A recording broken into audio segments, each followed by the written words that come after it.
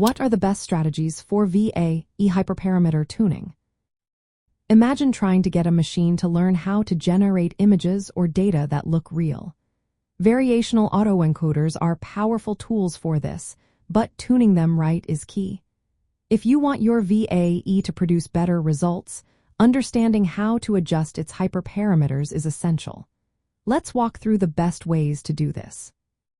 First, focus on the most important hyperparameters. The size of the latent space, which is how much the model compresses data, really matters. If it's too small, the model might miss details. If it's too big, it might overfit. The weight of the Kullback-Leibler divergence, often called the beta coefficient, controls how much the model regularizes the latent space. Adjusting this helps balance reconstruction quality and meaningful features. Learning rate is another big one. A high learning rate can make training unstable, while a low one might slow things down. Optimizer settings like momentum or decay rates also influence how smoothly the model learns. Next, use systematic search methods to find the best hyperparameters. Grid search tests combinations in a structured way but can take a lot of time. Random search picks random combinations, which can be faster and sometimes more effective.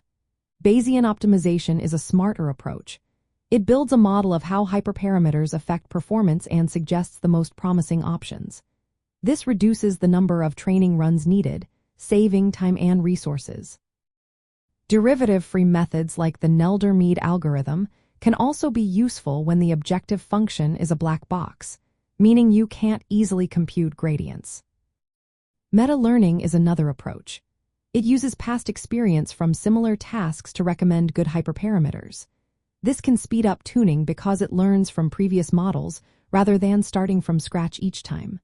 When tuning, always evaluate with metrics that matter for your goal. For generative models, this might be how well the model reconstructs data or how diverse and disentangled the generated outputs are. Using validation sets or cross-validation helps avoid overfitting and gives a clearer picture of performance. Practical tips include starting with the latent space size and beta coefficient because they have the biggest impact. Use adaptive optimizers like Atom or Antune their learning rates carefully. Keep an eye on training stability. If the model becomes unstable, try lowering the learning rate or increasing batch size. Remember, tuning can be costly in terms of time and compute, so using early stopping and efficient search strategies is smart. In the world of generative AI, like ChatGPT, DALL-E, or Midjourney, VAs can help improve image and content quality. Better hyperparameter tuning means clearer, more realistic outputs and a more robust understanding of data features.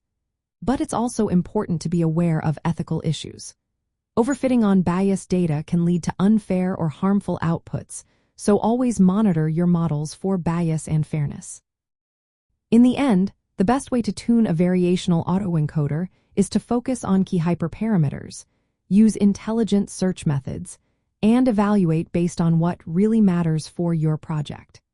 This approach helps you build models that are both powerful and efficient, ready to generate impressive results in the world of artificial intelligence.